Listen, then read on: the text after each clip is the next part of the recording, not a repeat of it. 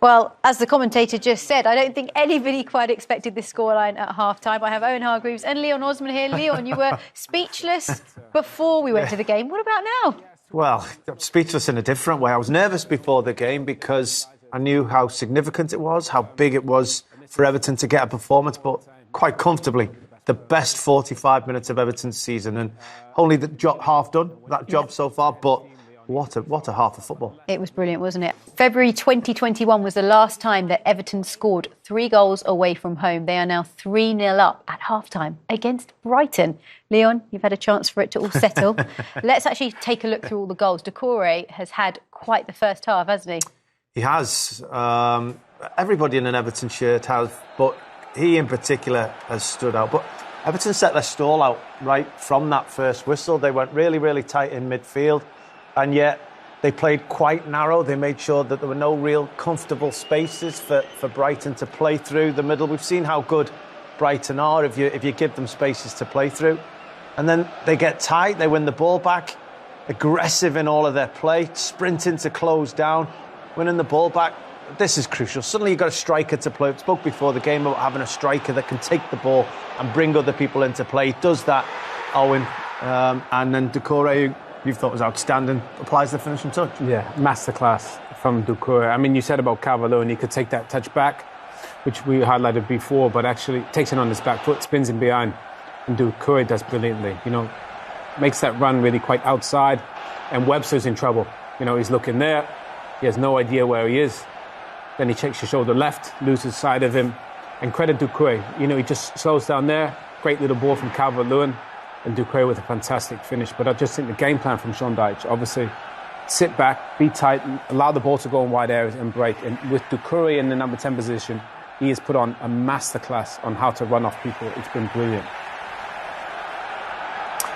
Yeah, I mean, that started the game, but Everton's shape has been very impressive in that first half. Everybody's played well. There was a huge tackle from Tarkowski at one point to make sure Brighton couldn't get a goal. But it's the way Everton have broke into these spaces. It's the numbers that they get forward. Doucouré gets all that spaces because of how comfortably he runs off the shoulder of McAllister, and because Estepinian has to track Iwobi as he gets inside, because Everton have had bundles of energy in that first half. They've got back, won the ball back, said to Brighton, you're not getting through the middle. But every time they've won the ball, look at the spaces they've got to run into, and look at the desire from the players to get forward. Look at Doucouré, that's amazing. He runs off McAllister. In the end, he scores. He's about, 15, 20 yards away from him. That's just sheer effort and desire. And the thing is, Dwight McNeil, he was their top scorer before this. Just a bit of precision, a bit of quality. Puts a great ball into a dangerous area. And Doucouré, thing is, with his athleticism, you can't live with him, because he can, with his size and his athleticism, him running into the box, he's causing Brighton so many issues. And Leon made a great point. Fullbacks are out of position for Brighton that whole first half. And another one, Leon. Yeah, well, as you just mentioned, we've complimented Brighton on their technical play and their ability to keep the ball.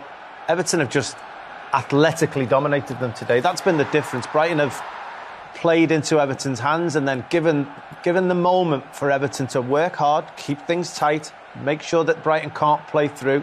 From that moment, the athleticism they've showed in the counter-attack has been staggering. Good hold-up play from Calvert-Lewin, not had enough of that this season. But look, Brighton can't handle the running power that Everton midfield has possessed today. The thing is as well, Brighton have had 74% possession, not a shot on target. And Everton have been the opposite. We put on a clinic on how to score goals with minimal possession, defend deep and break. You know, they've only had 2 shots on target and scored 3. Honestly, that couldn't have gone any better for Sean Dyche, and they probably could have had more. That's how well they played. And if you just had those stats, Owen, and you didn't know who was who, you'd expect them to be the other way around, wouldn't you? Yeah, but the thing is, one thing I would say is this Brighton team are relentless. They'll come again. 3-0 looks unlikely, but they could make this interesting in the second half because they're so positive in the way they play. As for what we have seen at the Amex, it was a 5-star performance from Everton, wasn't it? 5 goals delivered. And let's hear from the 2 goal scorers, Doucouré and McNeil. Dwight, huge congratulations. Dwight, how big a 3 points is that? Yeah, massive. Great start as well. Obviously, counter, John found Dukes, great finish. So we started on the front foot and we had a game plan, we stuck to it, and I thought we were brilliant today and we deserved the 3 points. What was the game plan? What did your manager ask you to do this evening? Because it seemed to work perfectly. Yeah, to be honest, it was the perfect first half. To be honest, the game plan was to stay in the middle, to force them to play wide and to counter with good goals. And today we are fortunate to score good goals in the first half. Right, do you think you surprised them this evening? Yeah, a little bit like I said, we started off so well. Couldn't get off to a better start, but it's credit to the lads. Been in a difficult position this year, but no, it's credit to us, and now we've just got to build on this game for the massive last 3 games ahead. That second 45 minutes having to defend that lead, did it feel like about 5 hours?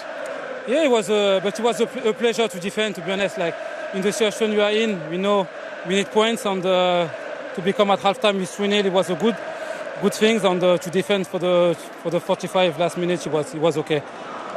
This date last year was when you finally got out of the bottom 3 under Frank Lampard. Now this takes you out of the bottom 3 again. How much confidence can you take into the rest of this season? Yeah, massive confidence now. It's just about us and kicking on. Today was a team. Now we've got to recover, come again in training, because we know we've got a massive game on Sunday coming up, and then the game after that, massive 2 games as well coming up. But we want to do it for ourselves, for each other, and for the fans. I was going to say, these have been magnificent all night, haven't they? Yeah, they've been always behind us, so we are so happy to give them a win finally. Very well done tonight. Thank you so much. Thank you. Abdoulaye Doucouré and Dwight McNeil both played a pivotal role today. Both got on the score sheet, 2 goals apiece. And actually, they mentioned how important the fans were today, and they helped them stay up last time. Do you think it's going to be the same story this time around? I think they'll need to. But that is a brilliant performance. I think listening to players say we had a game plan, we executed the game plan, it all came together and it worked, is great to hear. It shows that everybody's in it together. Doucouré said it was a pleasure to defend. They enjoyed that. Yeah. They enjoyed defending. Not many teams enjoy being without the ball. Everton don't seem to mind it. Gives them room to run into, spaces to run forward into. Now with Calvert-Lewin back, they've got someone to play off, to build attacks off. And with the running power from midfield, those 2 were outstanding. There's also James Garner and Iwobi, who both had wonderful games as well. They really did trouble Brighton, and that was the difference in the game. Well, let's talk about Dwight McNeil, shall we? Because he played a key role, as you mentioned earlier, against Leicester City. And again, he was a pivotal part of this victory today with the 2 goals. Yeah, I mean, I'm not sure he should be running this hard, kind of this late in the game. He put in such a shift. I mean, they all did. But just as a little awareness there, just to delay that. And then he sits, obviously, dunk down and steal. I mean, that's class. He's got class. He really does. He's a classy player. He's smart. But just that little chop, he just knows they're going to go for it. And he was magnificent. I mean, it was the McNeil show in the second half, but it was the Doucouré show in the first. And that's the difference. They got firepower on the break with these guys. Great athletes, great composure from McNeil. And I think Sean Dyche will be so proud of his players for executing that game plan. Couldn't have done it any better. Yeah, it's great. I mean, Everton stayed in that tight defensive line. They stayed really compact. They didn't give Brighton too many times to really go through the middle. But every time Everton managed to make that first pass, to give somebody an opportunity to play a forward pass, they looked a threat. That's a wonderful ball from Onana. McNeil gets into that position. See, as soon as Everton had that secure possession, the runners are off. Iwobi's set off. Dwight McNeil said, this is 96th minute. Right. Look at the running from the pair of them getting forward. Iwobi's there if McNeil can find the pass. He doesn't need it. Has a look. Smashes it home. And that's what I like, Leon, that delay. He just delays goals for a second. Makes him sit back and then he smashes it into the top of the net. You only do that when you're absolutely full of confidence, and exceptional performance. It was. From Everton and from Dwight McNeil. Absolutely. OK, well, we looked at this at the start of the show. Now we're looking at it again. Does Everton's run-in look a little bit easier, bar the Manchester City game?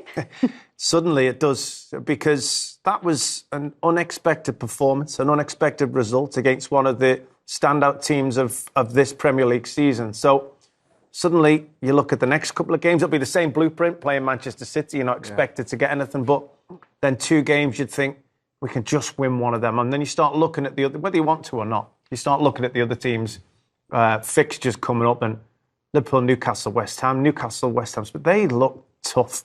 And you hope you don't need another victory. You hope you don't need another points. You hope the other teams lose all their other games, but you have to concentrate on yourself, as all those teams out there will. That was a huge step to Premier League survival. Well, it's been thoroughly enjoyable watching today's matches with you. 14 goals scored across both of the matches we've watched.